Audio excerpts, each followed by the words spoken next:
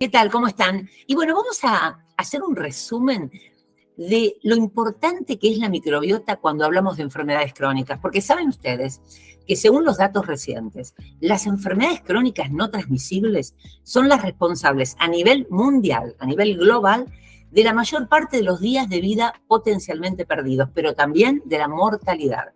Por eso es tan importante hablar de esto, de sus causas, y la microbiota es una causa central de algunas de las enfermedades crónicas no transmisibles. Por ejemplo, la obesidad, en la que vamos a hacer foco en esta clase, y también la diabetes tipo 2 y la enfermedad cardiovascular como punto de partida de la inflamación. Ustedes saben que, de alguna manera, todos pensamos que la obesidad tiene dos causas fundamentales, lo que llamamos Big Two: comer mucho, movernos poco. Resulta que no. La microbiota interviene con diferentes mecanismos muy bien estudiados. Por supuesto faltarán algunos, pero hasta el momento tenemos muchos puntos estudiados que explican por qué tener una microbiota diferente, alterada, genera obesidad. Recorramos un poco esas causas. Por un lado, la microbiota cambiada en su composición, alterada su composición y su variedad, produce tres mecanismos tremendamente importantes en enfermedades crónicas y, por supuesto, en obesidad. Por un lado, la disbiosis, seguida de la endotoxemia, y por otro lado, la inflamación, elemento central que explica desde el Alzheimer hasta el infarto y, por supuesto, la obesidad. Otro elemento fundamental es lo que llamamos rescate colónico. En el colon, la microbiota tiene la capacidad de rescatar calorías. Calorías que hubieran pasado desapercibidas y se hubieran eliminado, porque se trata de la fibra, lo que definimos en la facultad como lo no digerible vegetal. Claro, no digerible por las enzimas digestivas humanas, pero las enzimas de la microbiota, de los gérmenes que componen la microbiota, pueden obtener de la fibra grasa. De hecho, son ácidos grasos de cadena corta, ¿sí? Esos ácidos grasos nos aportan a los humanos 2 calorías por gramo, es decir, no es poco.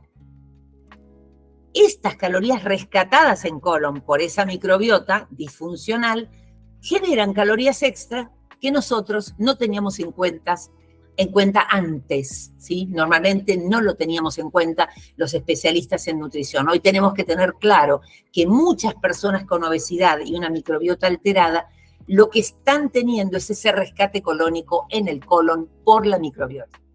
Otro elemento importante es la regulación del balance energético, es decir, cuánto comemos o cuánto gastamos.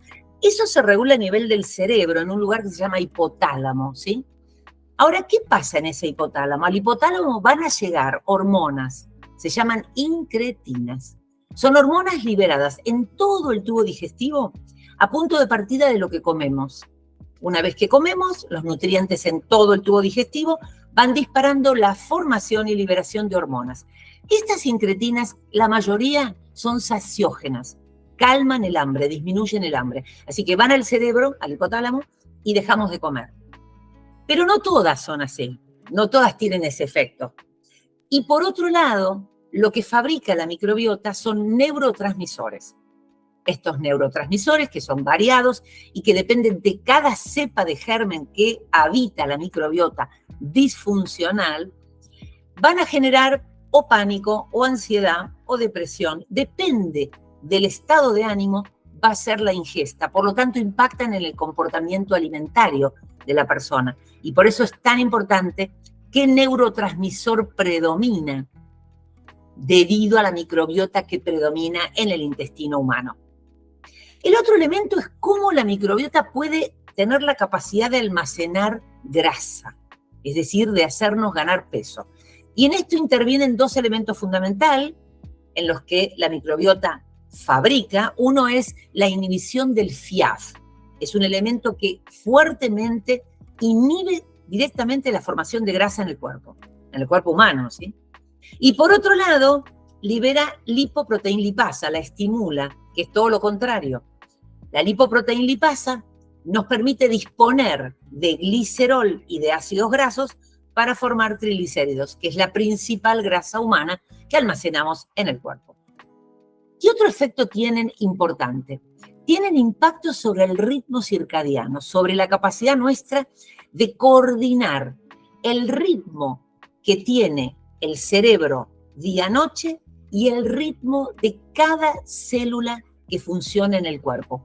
Cada célula tiene clock genes, es decir, una especie de reloj celular para funcionar, para fabricar hormonas, para la presión arterial, para la capacidad de trombosis o no, de coagulación, para la temperatura corporal, para todas las funciones humanas hay una especie de ritmo. Ese ritmo tiene que coordinarse con el día y la noche. Bueno, la microbiota permite modular el reloj central cerebral con el reloj celular particular de cada tejido. Y esa es una función fundamental. Así que, como verán, la microbiota interviene en muchos de los fundamentales elementos que van a tener que ver con enfermedades crónicas y particularmente con la aparición de obesidad y la ganancia de peso. Pero bueno, no todo es malo. Si bien sabemos que una microbiota disfuncional genera obesidad, también existen en este momento diferentes elementos que podemos utilizar en nuestra alimentación para combatirlo, para mejorar la calidad de la microbiota. Uno de ellos son la fibra prebiótica, la inulina, la fibra en general. La otra son los flavonoides, como el resveratrol, ¿sí? Y por supuesto, el uso de probióticos. Hoy y en el futuro seguramente estaremos ingiriendo probióticos, por ejemplo, provenientes del yogur, de alimentos fermentados, y tenemos la capacidad de mejorar la microbiota disfuncional que genera enfermedades crónicas y obesidad. Bueno, espero que hayan entendido y disfrutado esta clase y los esperamos en todas las clases disponibles de Comer Mejor. Hasta pronto.